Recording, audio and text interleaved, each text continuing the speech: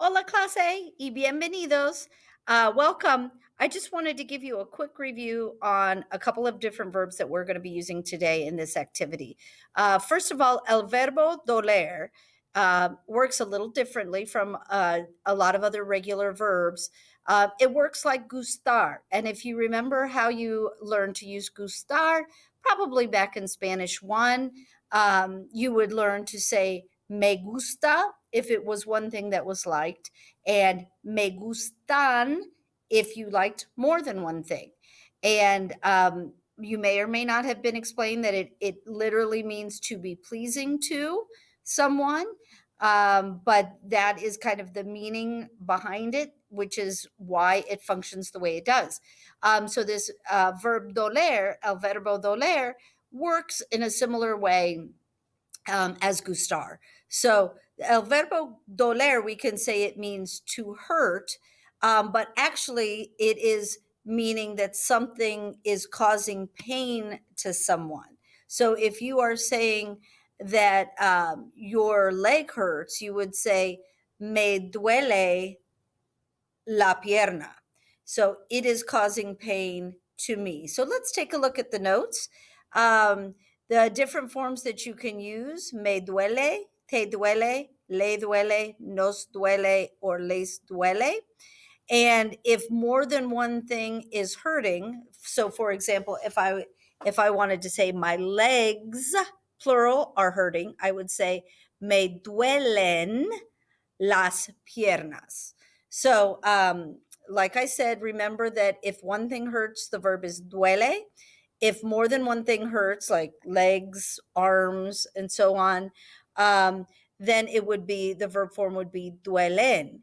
And the pronoun me, te, le, nos, or les is determined by who is receiving the pain. So if they are painful to me, then it would be me. If they are painful to you, it would be te, and so on. He, she is le, us is nos, and to them would be les.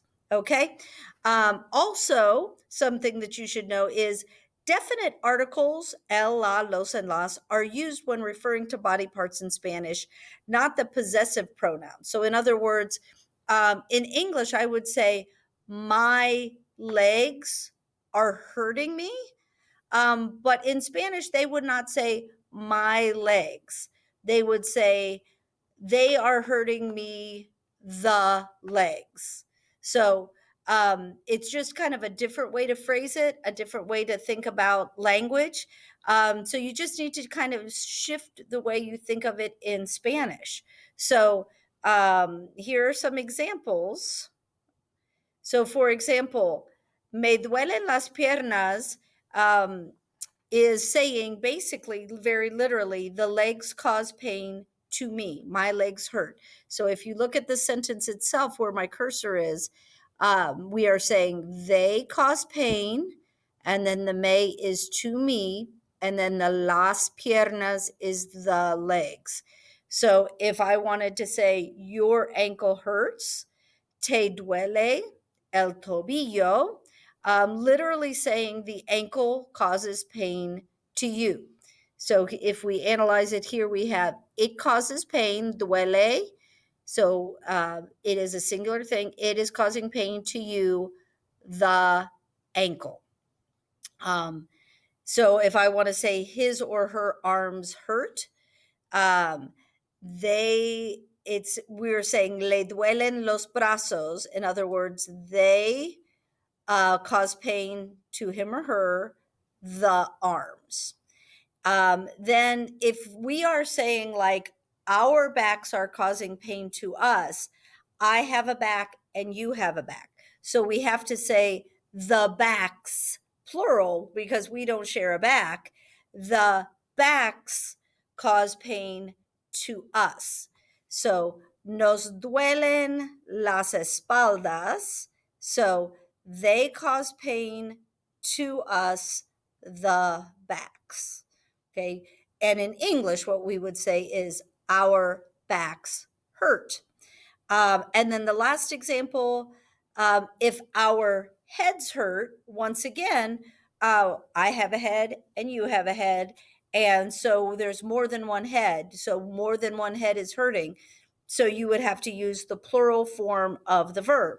So here we have les duelen. So sorry, their heads are hurting. So um, les duelen is they are hurting, meaning the heads, to them, the heads. So in other words, the heads cause pain to them, their heads hurt. Um, what I want to remind you is that you do not say mis piernas me duelen. My legs hurt. They just don't say it that way. And I know that you might think, why can't we say it that way? That's the way that we say it. They just don't. We just need to learn how they express it. That is why sometimes in English, if you hear someone who's not a native English speaker say something out of order or in a way that we wouldn't normally say it in English, that is because they are saying it in the order of the language they are used to, and then they are bringing their order and their way of saying it into English. So it would sound the same way if we were to say it in Spanish, but the way that we said it would sound to them just a little bit different. Okay. So when you do these sentences on the Google form, or you can write them down if you're printing them and then put them in the Google form, please make sure that you are thinking about them and using these examples up above as models. So you are not going to, and whatever you do, please do not Google Translate these. Okay. I mean it.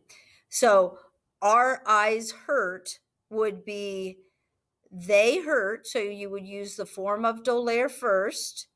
They hurt to us, the eyes. Okay.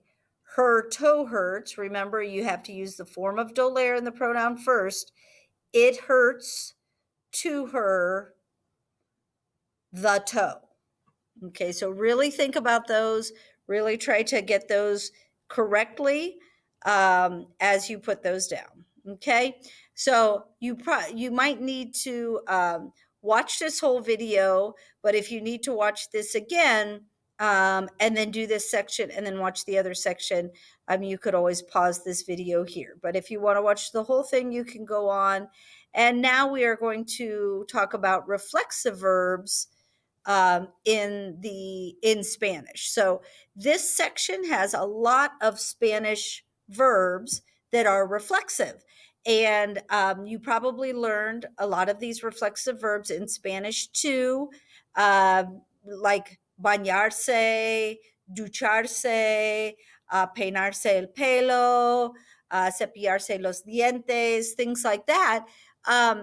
So we're going to use the same grammatical concepts, but in some of these, they're more about hurting yourself, getting hurt, having an ankle sprained or a bone broken or things like that. But they think of them all as reflexively when we may not use some of those verbs in a reflexive way in English. Once again, we just have to open our mind to the fact that not every language says things in the same way. So let's take a look at these reflexive verbs. So remember, reflexive verbs work differently than verbs like gustar or doler. Gustar and doler, which we just talked about, is saying that pain is being caused to someone else. Or, like if you like the movie is pleasing to me or to you or to him. But this time with reflexive, we are talking about think of reflexive as like a reflection in a mirror. So reflexive verbs are giving the action of the verb back to oneself. Just like when you learned reflexive verbs in Spanish too. I, wash myself the hair. I brush myself the teeth. I comb myself the hair or whatever. You are doing the action back to yourself, or he is doing it to himself, or we are doing it to ourselves, or they are doing it to themselves. So just like a reflection, a person sees him or herself. So For example, the verb lastimarse. So the verb lastimarse is an example for all of the reflexive verbs that we have in this section. So hacerse un arañazo, torcerse el tobillo. There's a whole bunch in this section, and so these rules apply to all of those. So notice me lastimo is I hurt myself. Te lastimas, you hurt yourself. Se lastima, he hurt himself. Nos lastimamos, we hurt ourselves. And se lastiman, they hurt themselves. So notice for all of these, this is in the yo form and you're using me. This is in the tu form, you're using tu. This is in the he, she form. This is a he or she, himself, herself pronoun.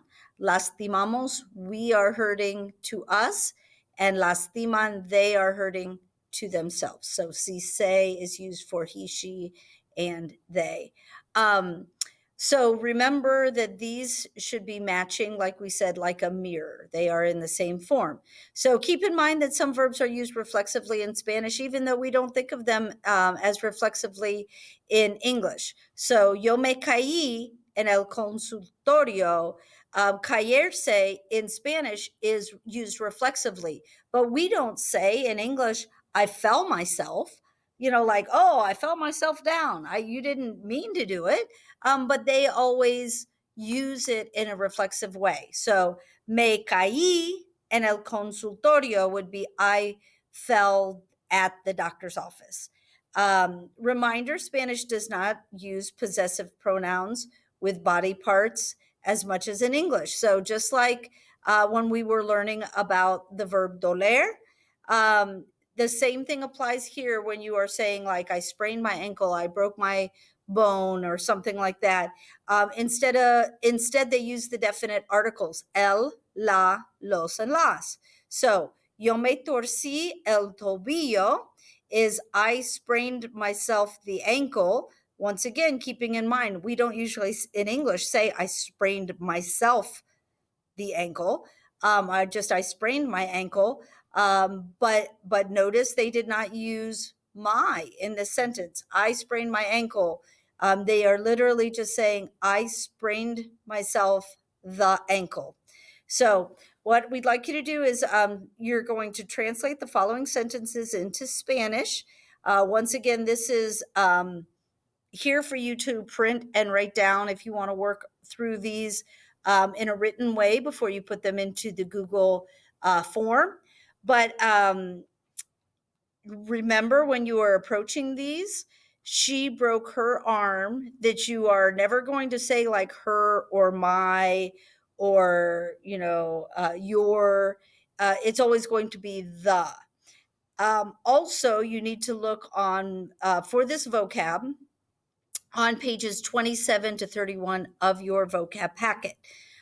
Remember, if you don't have that at home, you can find it in Google Classroom and find this year's packet in the classroom documents, classroom resources, and then you can find it on those pages. So she broke her arm. So you would look in the vocab list, you would find that the verb romper is the verb to break. And so you would think through, okay, I need to say romper. So I need to say she broke herself. So se rompió. And notice we are using the preterite. So if you don't know those preterite endings, if you don't remember your preterite endings, look back into your packet or find those notes in an earlier page in the packet. And all of that information is there for you. And there's a table of contents if you need. But she broke herself the arm is what we'd be going for. So se lastimó el brazo. Okay. And these are in present tense, but I might, yeah. So you need to make sure that you put those into the preterite when you're doing this activity. Okay. Muchas gracias. Adios. If you have any problems or questions, let me know. I'll put this in the directions, but when you finish the Google form, submit it, see how you did with the translations, and then go back and edit your responses to make